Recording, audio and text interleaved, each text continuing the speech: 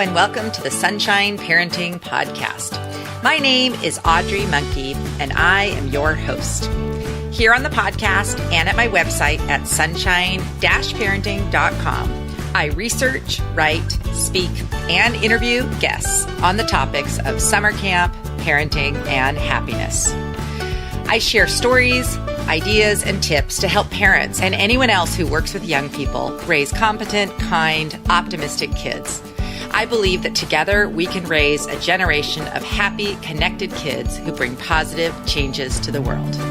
In this episode of the podcast, I'm talking with Stephen Gray Wallace. He is the president and director of the Center for Adolescent Research and Education, a collaborative committed to increasing positive youth outcomes and reducing negative risk behaviors. Stephen has broad experience as a school psychologist, adolescent and family counselor, and a college professor. He is director of counseling and counselor training at Cape Cod Sea Camps and a member of the professional development faculty at the American Academy of Family Physicians. In this episode, we're talking about the benefits of summer camp programs for teens. I hope you enjoy this episode. Well, I'm excited to have Stephen Gray Wallace back on the podcast, and today's topic is 10 reasons why high school students will get a lot from summer camp. So welcome back to the podcast, Stephen. Good to have you back. Thanks, Audrey. Great to be here. So your article was from March 24th, and we have been talking about this topic before anyway, about how what a great experience it is for teenagers to go to summer camp. So let's just talk through some of the things that you wrote about in your article, starting with sort of the social skills that kids develop at summer camp. Sure. Actually, I'd like to start with a larger construct, if I could, and then work our way into the top 10. So when you look at adolescents, there's three primary developmental tasks that they are trying to navigate. The first one is forming an identity that they can call their own. The second is gaining independence from their parents. And the third is making friends, establishing more adult-like friendships that are deeper and richer than the often transitory relationships of early childhood. So when you look at summer camp and how it relates to those three developmental tasks, well, identity formation, one of the things that we hear teenagers say all the time, that one of the things they love about camp is they get to be themselves, that they don't have to put on, a certain label that maybe at school they do, that they're the academic or they're the jock or they're the nerd or whatever it might be, that the camp they can just be who they are and they're accepted. So I think that's critically important. The second one is independence. Well, of course, they're going to camp. They're away from their parents. Whether it's a day camp experience or an overnight camp experience, they're still operating in an environment which is not supervised by their parents. And that helps them gain that independence that we want to see. And the third is the peer relationships. Kids also say all the time that their best friends are their camp friends, that they may spend only 2 weeks or 4 weeks or 8 weeks with their camp friends as opposed to their school friends with whom they spend a lot of time. But it's those deep relationships that are formed at summer camp that really have a dramatic influence on them. Yeah, absolutely. I mean, I think that really sums it up well, and how much camp can help with all of those things, really. So do you want to talk through some of your 10 things, the top 10 outcomes from camp? My top 10. So I can't take credit for these. These actually come from research from the American Camp Association. And again, these were enumerated in the article 10 Reasons Why High School Students Will Get a Lot from Summer Camp, which was published by Teen Life Media and is available on their blog. And you'll hear echoes of what we just talked about in some of these. So the first one is that they do develop friendship skills. They make friends and maintain relationships. The second one is the independence. They rely less on adults and other people for solving problems and for day-to-day activities. The third is teamwork, that they become more effective working in groups with peers. Fourth is what they call family citizenship, meaning that they gain attributes that are important to being a member of a family. In this case, it's a camp family. The fifth is perceived competence. They come away from camp believing that they can be successful in the things that they do. And we know that camps typically provide all kinds of different activities for young people and help them build that sense of competence. The 6 is interest in exploration. Kids at camp tend to be more curious and eager to learn new things. Number 7 is responsibility, learning to be accountable for their own actions and also to acknowledge when they make mistakes in the camp environment. 8 is that affinity for nature that we were talking about. They develop feelings of emotional attraction towards nature, enjoying being outside with those friends that they've made, engaging in those activities that are helping them feel more competent. 9 is problem-solving confidence. They become more self-assured about their ability to resolve problems. And the last is spiritual well-being, developing purpose and meaning in life through the experiential learning of summer camp. Now, that is a lot of great stuff. Now, do you think there's, and maybe you know this from the research, is there an amount of time that teenagers need to be in a program to get these benefits, or is there sort of a not as much of an issue with dose or how long they're at camp? Well, I would argue the longer the better, but I think that these types of outcomes transfer pretty quickly. So even if they're only attending for a week or two, I think you would see gains in those areas. Certainly, the longer they stay at camp, probably the deeper those attributes flow. And again, whether it's a day camp experience or an overnight experience, whether it's a private camp experience or a public camp experience, I think the outcomes are pretty consistent across the board. Yeah, that is what I have learned as well. So I agree on that. So what do you think are some of the mechanisms of why camps get these great outcomes in teenagers? What do you think it is about these experiences that help teens with all these areas? I think it's just the intrinsic nature of what we were talking about. They're away from home. They're away from their normal support systems. They have to figure things out more on their own. They're with a peer group for many hours during the day, and in the case of overnight camps, living in small, crowded spaces with other kids from, if not all over the country, maybe even all over the world. And that helps them build relationships and problem solving because lots of kids, lots of teens living in small spaces leads to lots of conflict. So they have to learn how to problem solve their way out of those conflicts. I think that, camps are really communities that bring young people together under one umbrella of a camp family, as I was talking about. There's a lot of camaraderie. There's a lot of spirit. There's a lot of singing. There's a lot of dancing. There's a lot of opportunity, as we talked about, to just let loose and be who they really want to be and not worry about being embarrassed. Mm-hmm. Yeah, it's just such a different environment than the typical high school, for these kids. I think they really do blossom just being in that community setting. And it was interesting when you were talking, some of the times when I'm talking to parents, I let them know, there are things that happen at camp that are not good experiences, failures or a kid you have trouble getting along with.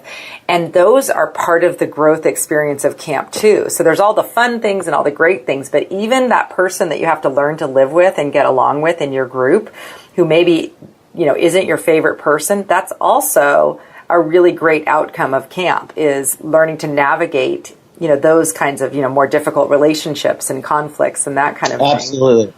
Absolutely. So I jokingly say that I spend about half my life writing college recommendations, which is probably about true. And one of the, when I get a request, I have them fill out a little questionnaire. And one of the questions is, how did your experience at summer camp as a teenager help prepare you to go to college? And they say just what you said oftentimes, well, I learned how to live with a lot of other people, some of whom I didn't necessarily like, in a hot, smelly, disgusting, which may very well be what a dorm room is like. And I learned how to survive and thrive. And so it gives them that sense of confidence that they're going to be able to go out on their own and succeed. Yeah, that's so good. And that just reminded me, I know you do a lot of work about transitions, the difficult transition for a lot of kids from high school to college. And we talked about this a little bit before, but not really in the context of how camp experience, because that can actually help prepare kids for that transition as sort of a practice ground for many of these kids. It's their first time being away from their parents, maybe not able to text with getting advice on a decision that they have to make. So what are your thoughts on how these camp experiences might better prepare kids for the transition to college away from home? Well, I actually have been doing some research in that area, and this week I published an article in Psychology Today called A User's Guide to Surviving the First Year of College.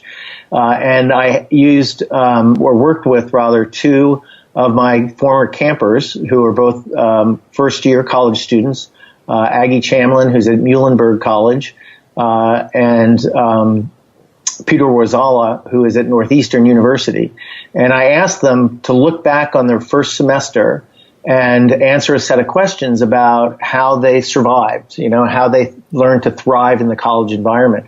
And it was very interesting because each of them talked about their summer camp experience and how they were able to use skills and assets that they learned at summer camp to navigate the college environment. And the interesting thing was that both Aggie and Peter are amazingly talented young people, intelligent, personable, sociable, smart, accomplished young people. And one of the big takeaways from what they wrote is that even they, who have been to camp for years, are used to being out on their own, even they, with all their skill sets and all their assets, still struggled to acclimate to the college environment because it's hard.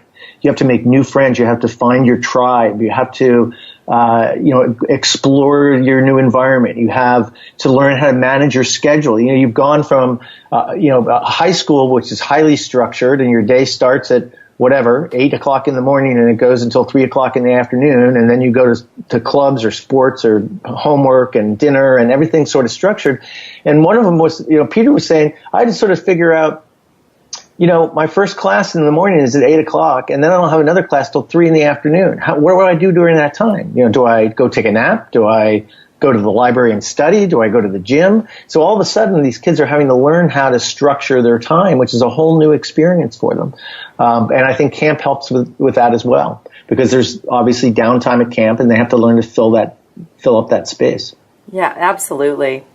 Let's see. Let's unpack a little bit more about the responsibility piece, the learning to be accountable for their own actions and mistakes. I just finished reading this book that is, it was a Dale Carnegie book, and it's like an updated version, How to Win Friends and Influence People in the Digital Age.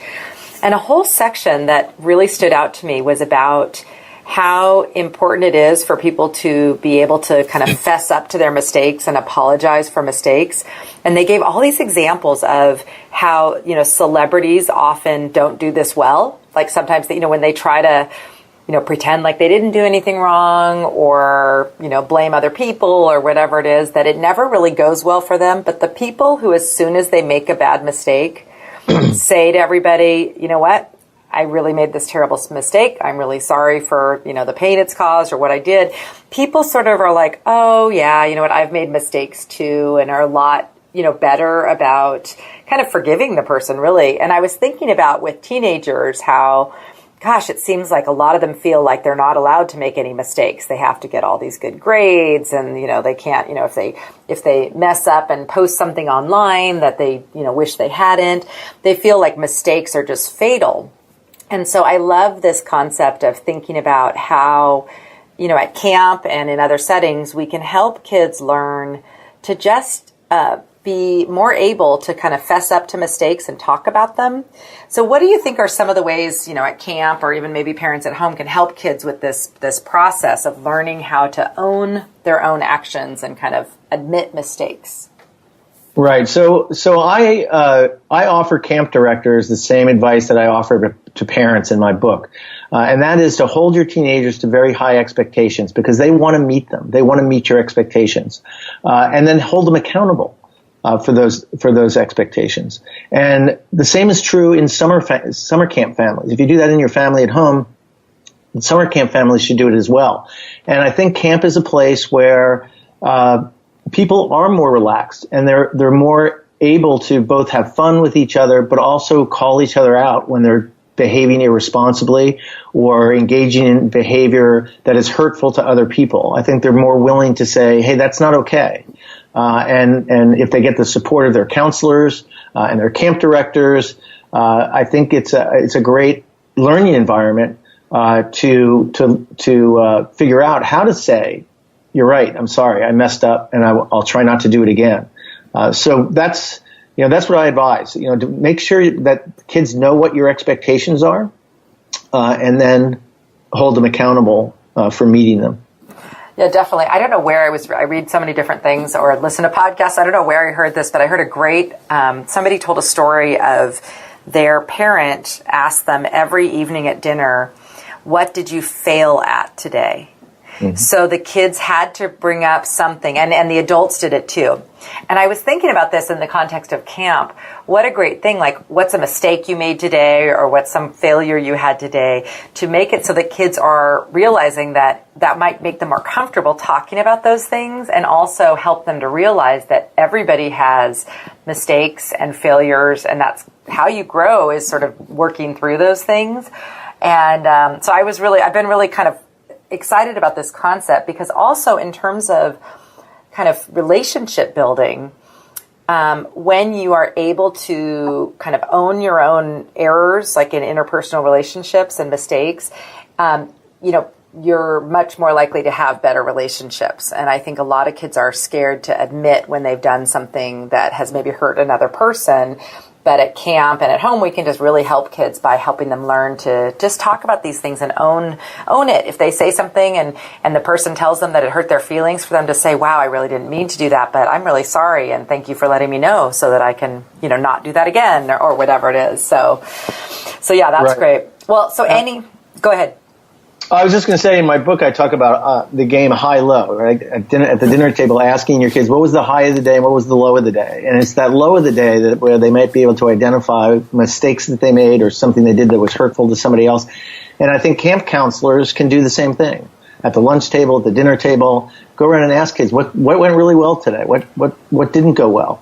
What mistakes did you make? I think it's great. It's all about building that resiliency, which is so important. Mm-hmm. That kids, that young people, that teenagers can learn to identify what's successful and what's not successful. That's part of adolescence, is figuring out what works for them and what doesn't. And they do that through a trial and error process. They try on a lot of different roles, a lot of different masks, if you will, until they figure out what works best, what brings them maximum satisfaction and reward, which behaviors. And that's how they become who they're going to be as an adult. Absolutely.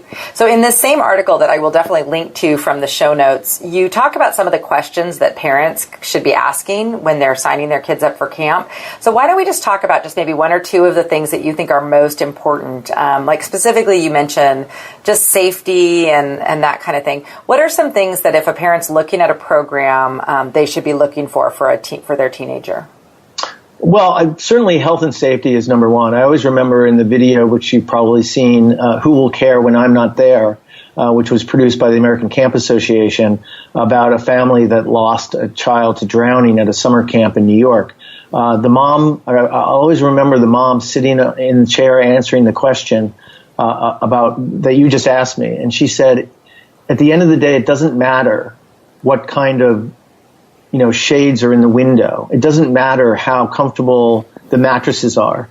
What really matters is how safe of an environment you have. So that's number one, is really checking out health and safety. So the first question, and I would advise parents to, if possible, to either visit a camp that they're thinking about enrolling their child in, or at least having a video chat or a phone conversation with the director, and ask specifically about how do you keep the kids healthy and how do you keep the kids safe. The second thing I would say is ask about retention rates. How many kids return every year? What percentage? What percentage of staff return? Those are great indicators of how well camps are run. I would ask about communications. That's also very important. How are they able to communicate with their child? How can their child communicate with them? Different camps have different policies.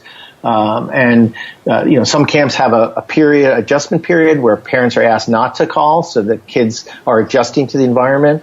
Oftentimes, kids are fine until they talk to their parents, and then they become homesick once they hear their parent voices. But in any case, at some point, particularly for residential camps, I think, parents are going to want to have communication with their child, and child are going to want to have communication with their parents. So figuring out what those protocols are, I think, is also very important. Yeah, and I think one thing that you had on here that I do think resonates is just, what is it that, like, kind of the philosophy, like, to me, that's a big part is, you're entrusting these people with your child and their care and their guidance. And to me, a lot of it is, what's the philosophy of their program? And is the program promoting all those great outcomes that we just discussed? What are you doing to help the teens learn better citizenship or friendship skills or responsibility? How are you set up, and what is your philosophy around that? So I really like that idea of just saying, what is your reason for having these teens here, and what is it that you want them to go home with having learned after being at this program? I think that's another great thing to ask. Okay, well, we're almost out of our time here, Stephen, but it's been really great having you back on again. And I think this is a good time of year to be thinking about these programs and encouraging parents to send their teenage kids to camp. I think a lot of times parents think their kids have outgrown camp by the time they've gotten to high school. But right. I think you and I know that it could be the most important time for kids to go to camp. I agree. Yeah. Thanks for having me back, Audrey. Okay, take care. Bye-bye. I really enjoyed chatting with Stephen about all the benefits that teenagers gain from attending summer camp programs. I hope you were as inspired as I was about how great it can be for kids to get out of their comfort zone and go to summer camp, even when they're in high school. As always, all of the articles, books, and other things that we discussed will be in the show notes for this podcast episode. Visit my website at sunshine-parenting.com and search for episode 32. If you listened all the way to the end of this podcast and are one of my regular podcast listeners, thank you so much for being here with me. I really enjoy doing the podcast, and I hope you're enjoying the interviews and topics that I'm covering here at the podcast. I would really appreciate it if you'd take a few minutes and visit iTunes and rate and review the Sunshine Parenting Podcast. As of today, when I'm recording this in the beginning of April, there is one review for the Sunshine Parenting Podcast. So if you like it, please visit iTunes or wherever you listen to podcasts and give me a rating and a review. If you write a review, I'm going to enter you in a drawing for a really fun parenting package that I'm going to give out at the end of April to 5 people. So happy listeners of Sunshine Parenting, let me know what you think by putting a review on iTunes. Thank you so much. I'm going to end with how Stephen started his article entitled 10 Reasons Why High School Students Will Get a Lot from Summer Camp. It was published in March in the Teen Life blog. Theodore Roosevelt reportedly said, "In any moment of decision, the best thing you can do is the right thing. The next best thing is the wrong thing, and the worst thing you can do is nothing." While Teddy was likely speaking of deciding issues far weightier than what to do with high school students during the summer months, with the advent of spring, it's a topic of discussion around more than a few family dinner tables. My answer? The best thing to do is send high school students to summer camp.